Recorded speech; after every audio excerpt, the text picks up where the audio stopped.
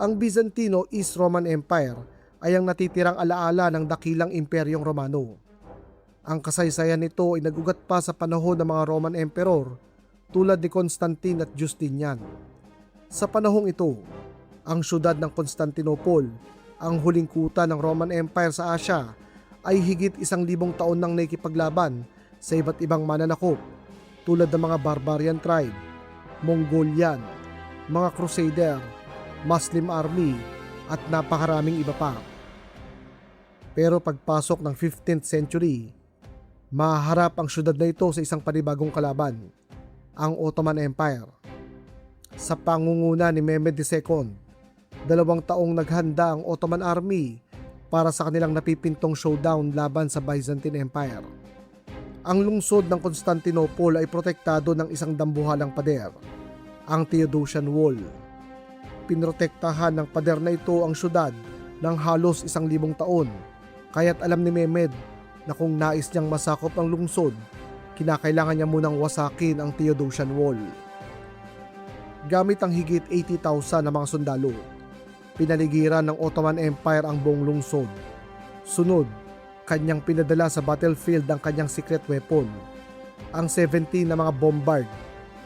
Ang mga bombard ay isang uri ng kanyon na tumitira ng mga naglalakihang balang bato na minsan pa yung umaabot ng kalahating tonelada ang bigat.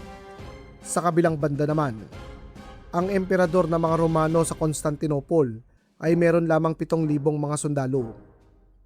Sa loob ng 2 buwan, walang tigil na binomba ng mga Ottoman ang syudad hanggang kanilang mawasak ang pinagmamalaki nitong Theodosian Wall.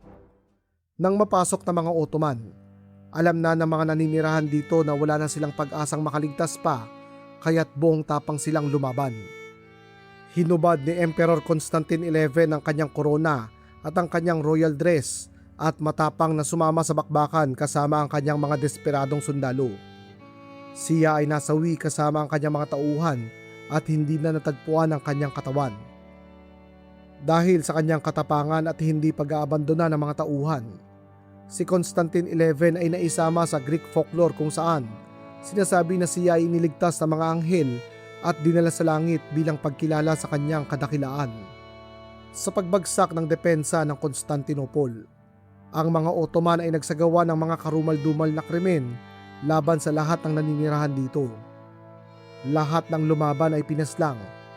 Pinagsamantalahan ng mga galit na sundalong Ottoman ang halos lahat ng kababaihan, bata o matanda at maging mga kalalakihan, testamento sa matinding galit ng mga mananakop na ito.